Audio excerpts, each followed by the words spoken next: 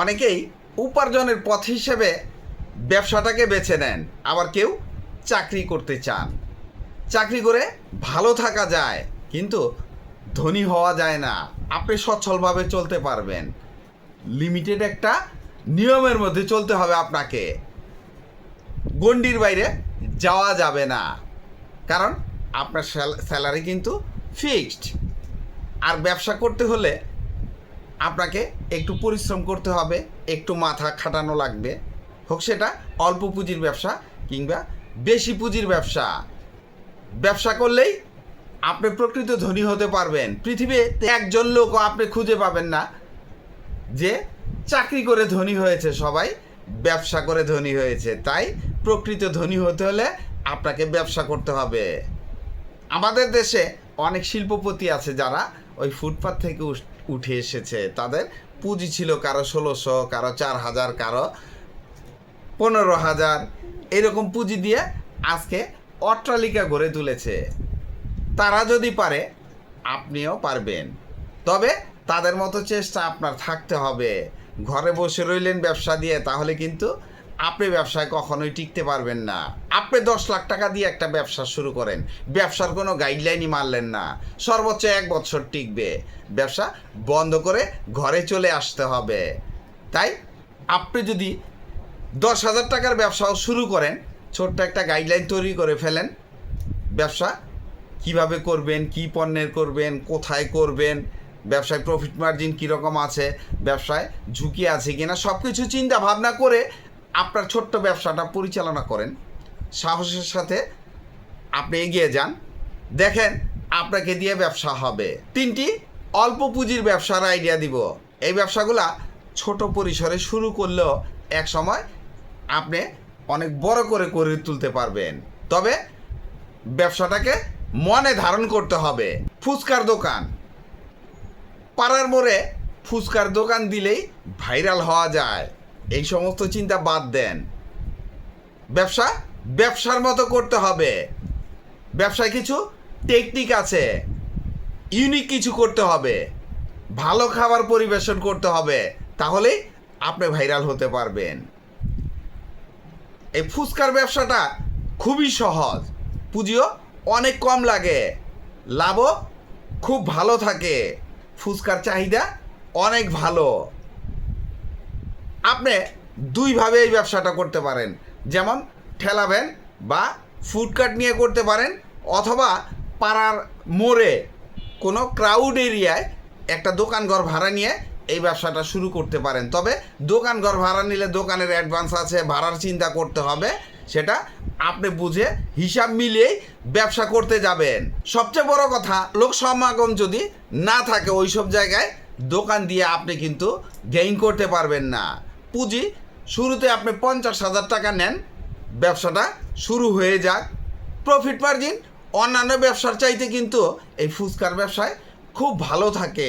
এই ব্যবসায় কিন্তু ঝুঁকি আছে, যেমন আপনার চাহিদা আছে, কাস্টমারের চাহিদা আছে, আপনার অ্যাবিলিটি আছে, আপনি ৫,০০০ টাকার ফুচকা বেচবেন, কিন্তু আপনি তৈরি করে ফেললেন ৭,০০০ টাকা বা ১০,০০০ টাকার পরিমাণ, তাহলে ওই মালটা পরের দিন আপনি কাস্টমারকে খাওয়াতে পারবেন না, নষ্ট হয়ে যাবে।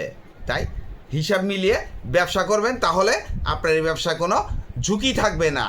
আপনার কাছে ১০,০০০ টাকা আছে, মাত্র ১০,০০০ টাকা দিয়ে কি ব্যবসা করবেন ভাবছেন। অনেক সময় মাথায় ঢুকে যায় যে এই ১০,০০০ টাকা দিয়ে আমি কি করব, ব্যবসা করা কি আদৌ সম্ভব? হ্যাঁ, আপনার একটা সাহসী পদক্ষেপই আপনাকে এই ১০,০০০ টাকা দিয়ে ব্যবসা ধরিয়ে দিবে। চিন্তা করেন, মাথাটা একটু খাটান, কি ব্যবসা করা সম্ভব। আপনি ঝালমুড়ি এবং চিড়া ভাজা প্যাকেজিং ব্যবসা করতে পারেন। ৫,০০০ এবং ৫,০০০, এই ১০,০০০ টাকা দিয়ে সুন্দর দুইটা ব্যবসা একই সাথে করতে পারেন। কাঁচা চিড়া বাজার থেকে কিনে নিয়ে আসবেন, মুড়ি বাজার থেকে কিনে নিয়ে আসবেন, ঝালমুড়ির মশলা মিশিয়ে সুন্দর করে তৈরি করে ফেলবেন ঝালমুড়ি, আর চিড়ার সাথে বাদাম এবং মশলা মিশিয়ে চিড়াগুলা সুন্দর করে ভেজে প্যাকেট করবেন। তাহলে একই সাথে 10,000 টাকায় দুটো ব্যবসা আপনার শুরু হয়ে গেল। ভাবছেন কিভাবে করবেন? হ্যাঁ, ইউটিউব, ফেসবুক, ইনস্টাগ্রাম আপনি ঘাটেন। আপনার এই দুইটা ব্যবসা শিখতে 1 ঘন্টা সময় লাগবে। প্রথম দিন কিভাবে করবেন চিন্তা করবেন, দ্বিতীয় দিন ব্যবসা শুরু হয়ে যাবে। আর এই ব্যবসা শুরু করতে আহামরি কিছু লাগে না। একটা সিলার মেশিন লাগবে, কিছু পলি প্যাকেট লাগবে, আর কাঁচামাল হিসেবে মুড়ি, চিড়া, বাদাম, মশলা কিনে নিয়ে আসবেন বাজার থেকে। সুন্দর করে তৈরি করে প্যাকেট করবেন, আপনার ব্যবসা শুরু হয়ে গেল। ব্যবসায় কিন্তু মার্কেটিংটা খুব কঠিন জিনিস, আবার খুব সহজ জিনিস। আপনি যদি মার্কেটিং বুঝে যান তাহলে আপনার জন্য খুবই সহজ, আর যদি না বোঝেন তবে আপনাকে একটু শ্রম দিতে হবে। মার্কেটিং পলিসি একটু টেকনিক করতে হবে। যেমন কেউ না কেউ এই ব্যবসাগুলো করে, তো তারা যদি পারে আপনাকেও পারতে হবে। যেমন ডজনে একটা ফ্রি দেন, এটা একটা টেকনিক। 10 ডজনে 1 ডজন ফ্রি দেন, এটা আরও একটা টেকনিক। সুন্দর সুন্দর কিছু টেকনিক আপনাকে মাথা থেকে বের করতে হবে, খুঁজতে হবে কিভাবে মার্কেটিং করা যায়। মার্কেটিং চালাকি যদি না করতে পারেন তাহলে আপনি ব্যবসায় কখনোই দাঁড়াতে পারবেন না। অনেকেই কমেন্ট করেন বলা সহজ, করা খুবই কঠিন। সত্যি কথা, আমি কিন্তু করে দিব না, জাস্ট একটা এক্সাম্পল দিলাম। আমি জাস্ট মোটিভেট করতে পারবো আপনাকে। আপনার ব্যবসা আপনাকেই করতে হবে, আর এই কঠিন জিনিসটা কেউ না কেউ সহজ করে করছে, তাহলে তারা পারলে আপনি কেন পারবেন না? আপনাকেও পারতে হবে। কাঁচামালগুলা আপনার আশেপাশে বাজার থেকে কিনে নিয়ে আসবেন, অথবা আপনার পাশে মুদি দোকান থেকে আপনি এই কাঁচামালগুলো কিনতে পারবেন। বিক্রির জায়গা আপনার মহল্লার মুদি দোকান থেকে ব্যবসা শুরু করেন, আপনার পাশের চায়ের দোকানে বিক্রি করেন, তাহলে বিক্রির জায়গাও আপনি খুঁজে পেলেন। লাভ খুবই ভালো থাকে, আর ছোট ব্যবসায় সবসময় লাভ বেশি থাকে। এই জিনিসটা মাথায় রাখবেন। যদি বিশ্বাস না হয় বাজার একটু ঘেটে দেখে আসেন লাভ আছে কি না। আর এই ব্যবসায় যদি আপনি বাকি না দেন তাহলে এই ব্যবসার কোনো ঝুঁকি নেই। আপনার কাছে যদি 20 থেকে 50,000 টাকা পুঁজি থাকে তাহলে সুন্দর একটা ইউনিক ব্যবসা করতে পারেন। একটা জিনিস খেয়াল রাখবেন, যে কোনো পণ্য সিজনে পণ্যের দাম সবসময়ই কম থাকে, আর ওই সিজনে আপনি কাঁচামাল ক্রয় করবেন, মাল তৈরি করবেন, স্টকে রাখবেন, সারা বছর বিক্রি করবেন। হ্যাঁ, আমি আচার তৈরির ব্যবসার কথা বলছি। এত মজার একটা ব্যবসা, আপনি খেয়াল করে দেখবেন সারা বছরই আমাদের দেশে কোনো না কোনো ফলের সিজন থাকে। তাহলে সিজনে যদি আপনি 1 কেজি আম কিনতে যান 10 থেকে 20 টাকার মধ্যে কিনে ফেলতে পারবেন। 10-20 টাকা কেজি আম কিনলে আমের আচার তৈরি করেন, দেখেন কত টাকা কেজি বিক্রি করা সম্ভব। আপনি অনলাইন ঘেটে দেখেন, মুদি দোকান ঘেটে দেখেন, চেইন শপ, সুপার শপে যেয়ে দেখেন কত টাকা কেজি আমের আচার বিক্রি হয়। জাস্ট ছোট্ট একটা প্রতীকী এক্সাম্পল দিলাম, বাকিটা আপনি খুঁজে দেখে নেবেন। মৌসুমে কম দামে কাঁচামাল কিনবেন, আচার তৈরি করবেন, প্রিজার্ভ করে ঘরে রাখবেন। তবে প্রিজারভেটিভ ছাড়া আচার কিন্তু দীর্ঘদিন স্টকে রাখা যায়। হ্যাঁ, বিক্রির জায়গা মুদি দোকান, সুপার শপ, চেইন শপ, আপনি গ্রাম্য হাটেও এই আচার বিক্রি করা সম্ভব।